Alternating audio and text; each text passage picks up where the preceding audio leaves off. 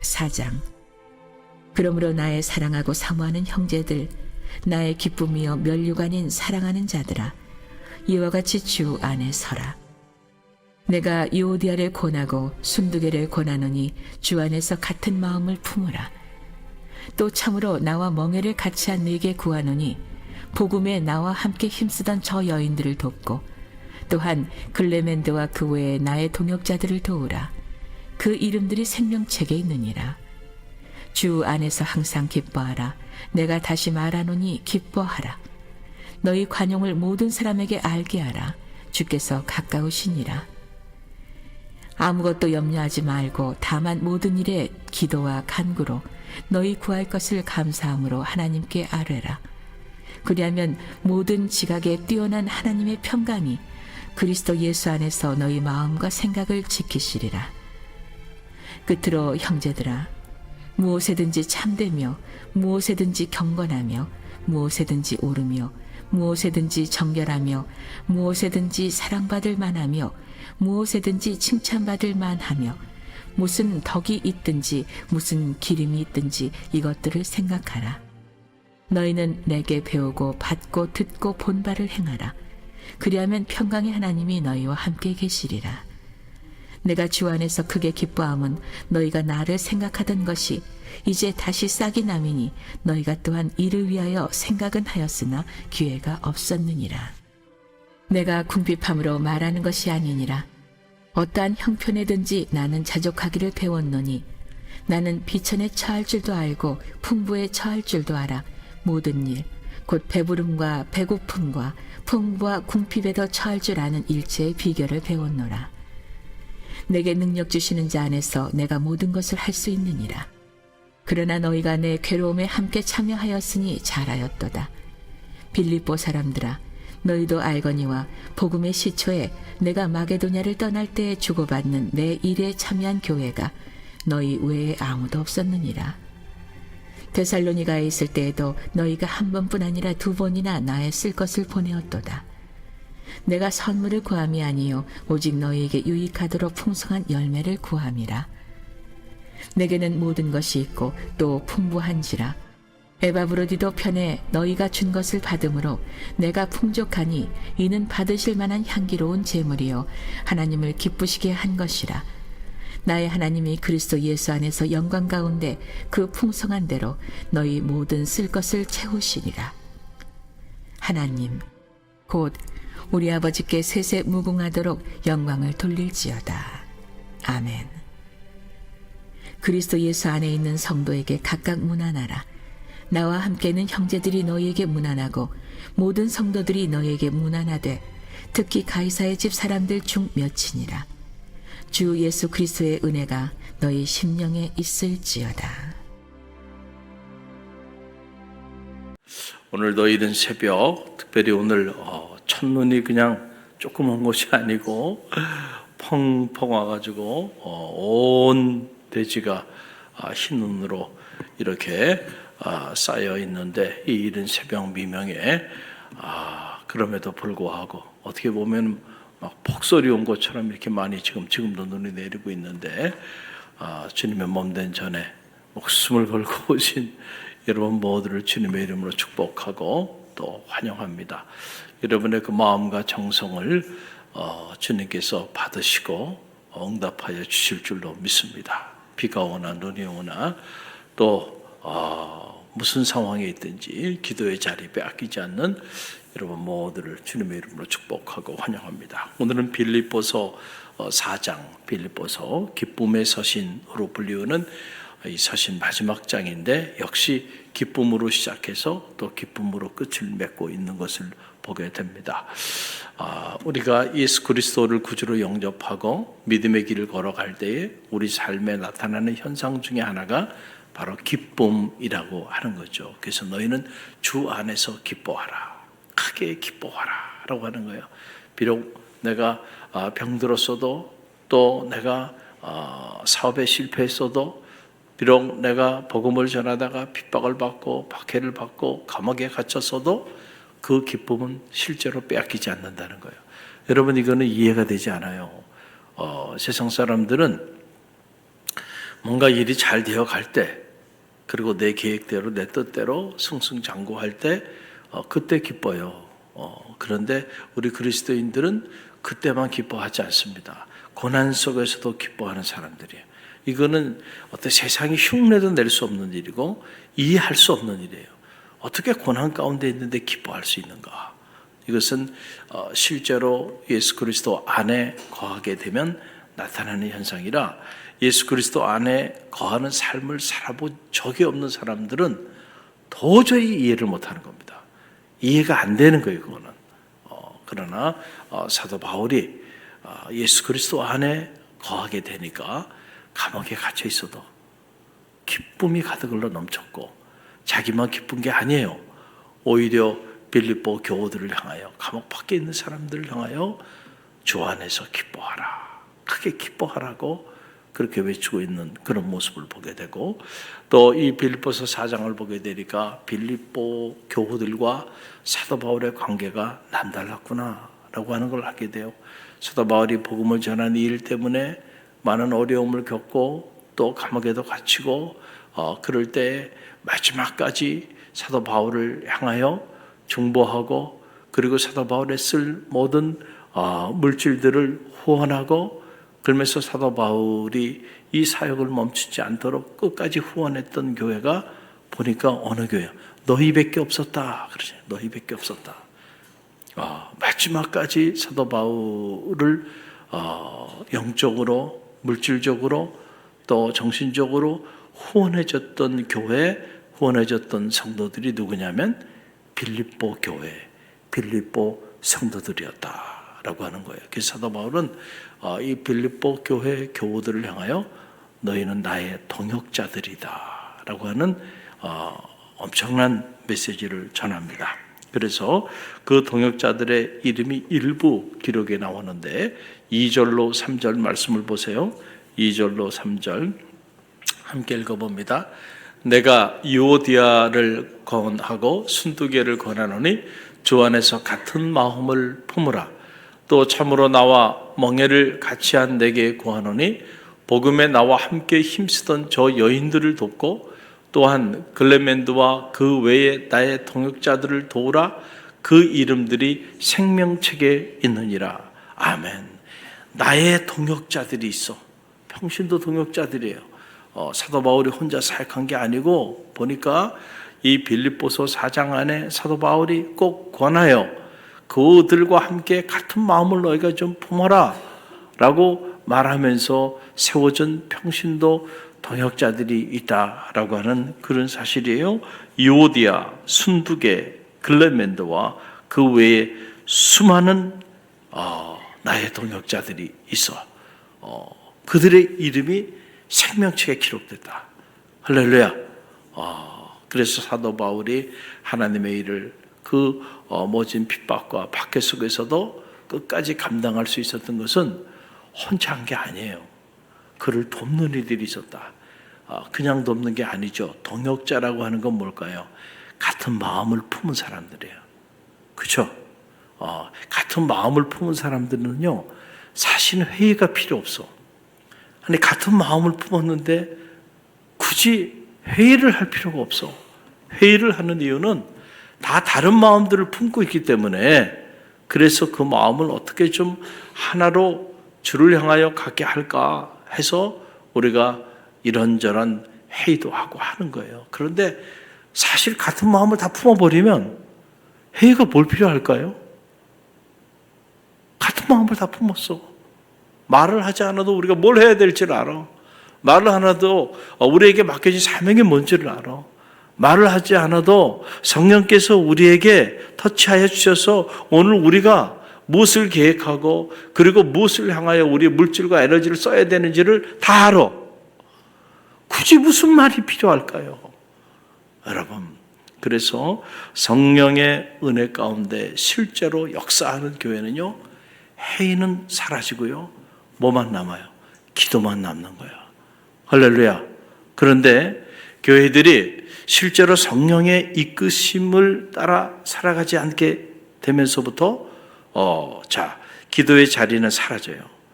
기도의 자리는 나타나지도 않아요. 기도하지도 않아요. 그런 분들이 회의에는 또 열심히 모여들어.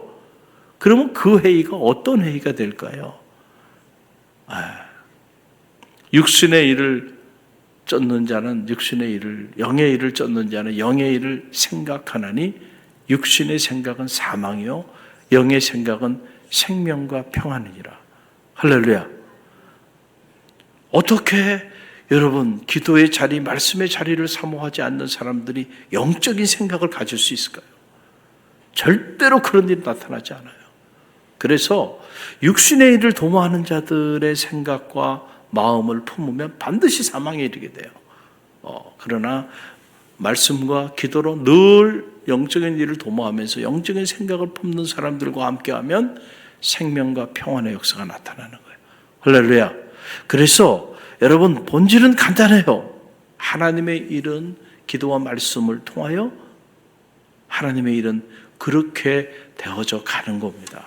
할렐루야. 왜냐하면 그곳에 기도하는 곳에 하나님 영적인 생각이 머물게 되고 하나님의 말씀이 살아있는 곳에 하나님의 생각이 머물게 돼요. 하나님의 생각이 있는 곳에 하나님의 역사가 나타나잖아요. 그래서 기도보다 앞서지 마세요 라고 하는 말을 하는 거예요. 기도보다 앞서면 그것이 영적인 생각을 가지고 이끌어가는 사역이 아니고 어떤 사역이 돼요? 육적인 사역이 되고 만다. 그래서 열심히도 했고 최선도 다했어요. 그런데 하나님을 영화롭게 하지 못하고 오히려 하나님의 피로 값주고 사신 교회를 세우는 사람들이 아니고 교회를 무너뜨리는 사람들이 될 수 있다. 여러분 영적인 전쟁이에요. 동역자가 된다는 것은 사도 바울과 동역자가 됐다. 그런 여인들이 사도 바울 주변에 많이 있었어요. 그 사도 바울이 그 여인들을 향하여 나의 동역자들이다. 그들의 이름이 생명책에 기록됐다. 할렐루야. 사랑하는 성도 여러분, 여러분들이 믿음의 길을 걸어가면서 영적인 사역자들과 동역자가 되시기를 간절히 바랍니다. 같은 마음을 품어보세요. 그러면 보이는 게 달라지고 생각이 달라지고요. 뭐를 해야 할지가 보이기 시작하는 거예요. 그때부터 저와 여러분을 통하여 생명의 역사들이 나타나고 단순한 갈릴리 교회 멤버십을 가지고 있는 성도고 목회자가 아니라 진정한 의미의 하나님의 일을 감당하는 동역자가 되고 그 이름들이 생명책에 기록되게 될 줄로 믿습니다. 오늘 이 말씀을 통하여 도전을 받아요. 하나님의 일은 절대로 혼자 하는 것이 아니고 함께 하는 거예요. 또 하나 오늘 말씀 보게 되니까 어떻게 기도해야 할까? 어떻게 기도해야 될까라고 하는 거예요. 6절로 7절 보면 그 기도의 비밀이 나와요. 6절로 7절 함께 읽어봅니다.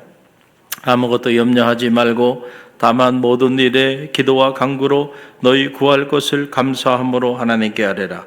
그러면 모든 지각에 뛰어난 하나님의 평강이 그리스도 예수 안에서 너희 마음과 생각을 지키시리라. 아멘. 우리가 어떻게 기도해야 할까? 여러분 기도가 중요하죠.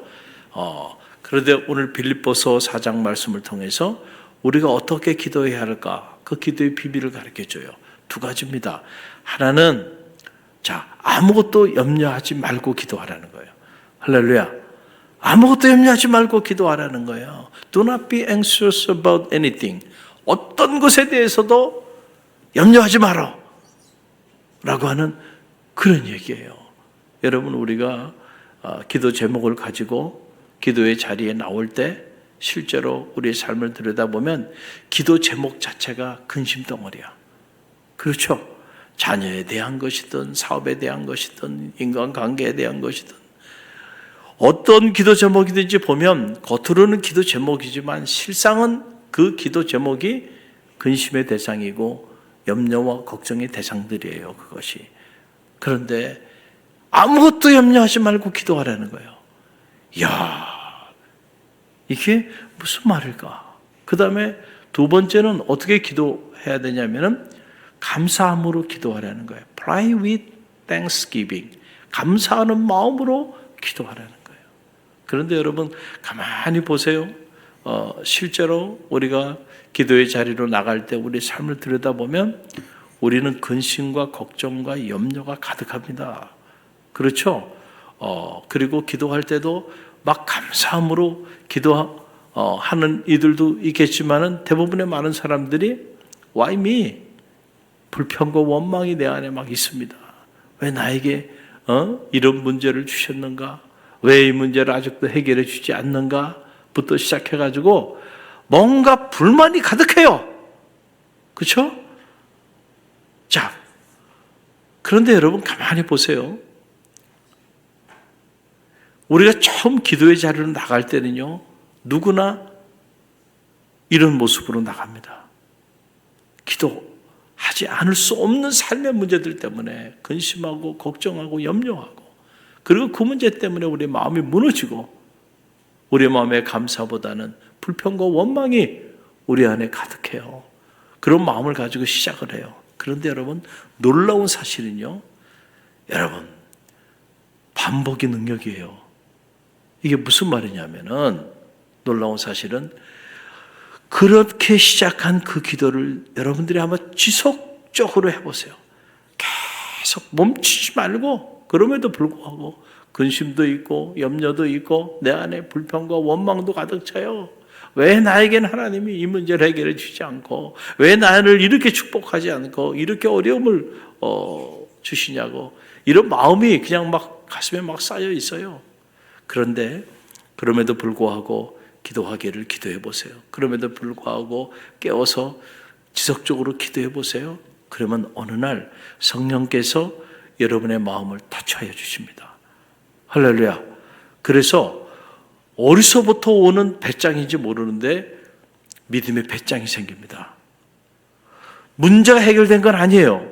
여전히 내 인생에 근심할 수밖에 없고 하나님 앞에 불평과 원망을 가지고 살아갈 수 밖에 없는 그런 삶의 문제는 여전히 해결되지 않고 있는데, 어느 날 변화되는 것은 문제가 변화되는 것이 아니고 내 마음이 바뀌기 시작한다니까요.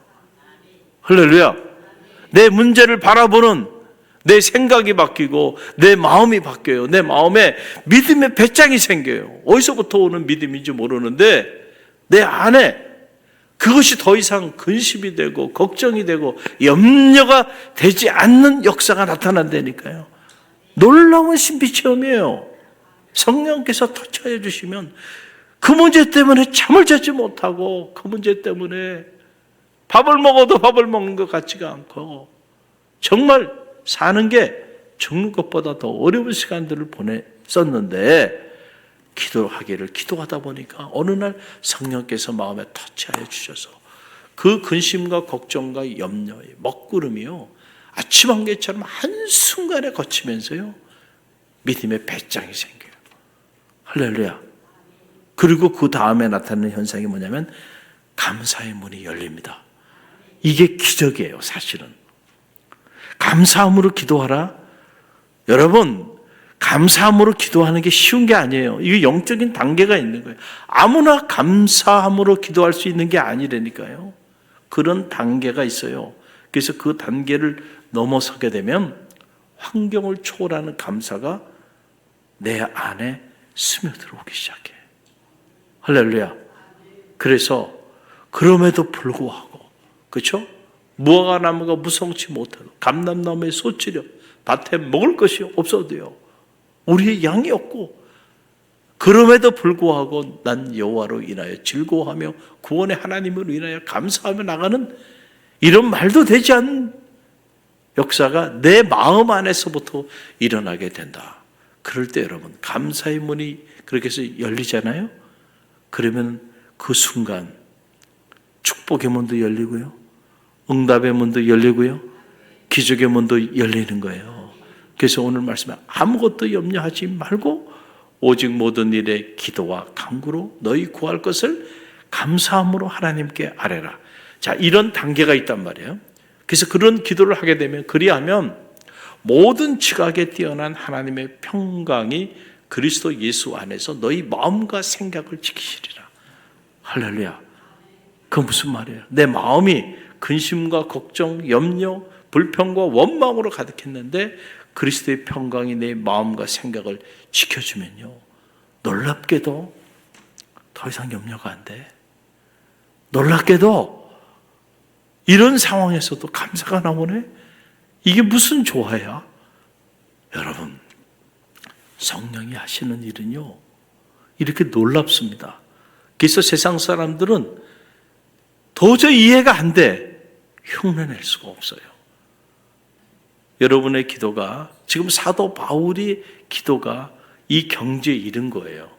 그래서 사도 바울이 너희가 지금 기도하고 있는데 염려하고 근심하고 걱정하고 마음의 불평과 원망 가운데 기도하고 있는데 그 기도가 이제는 아무것도 염려하지 않는 기도가 되길 바래. 그리고 감사함으로 하나님께 구하는 기도가 되길 바래. 그럴 때 그리스도의 평강이 너희 마음과 생각을 지켜주실 거야. 사도 바울이 그 기도의 경지에 올랐고 그리고 그 세계의 비밀을 알았어요. 그래서 빌립보, 사랑하는 빌립보 교우들을 향하여 너희는 이렇게 기도하라는 거예요. 오늘 이 새벽에 여러분 이런저런 많은 인생의 문제들을 가지고 이렇게 폭설이 내리는데도 불구하고 주님의 몸된 전에 나오셨는데 여러분 그냥 나오신 것이 아니고 근심과 걱정, 염려의 보따리들 다 가지고 나오셨어요. 그렇죠? 틀림이 없어요.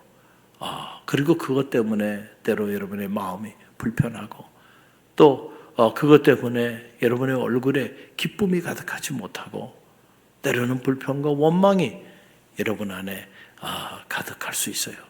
그러나 여러분 우리의 기도는 이렇게 시작됐지만은 그러나 이 기도가 이 상태로 멈춰지지 않게 되기를 간절히 바랍니다. 계속 기도해 보세요. 어느 순간 성령님께서 여러분의 마음을 터치하여 주시고 위로하여 주시고 격려하여 주셔서 여러분이 보지 못하는 세계의 비밀을 보게 하실 거예요.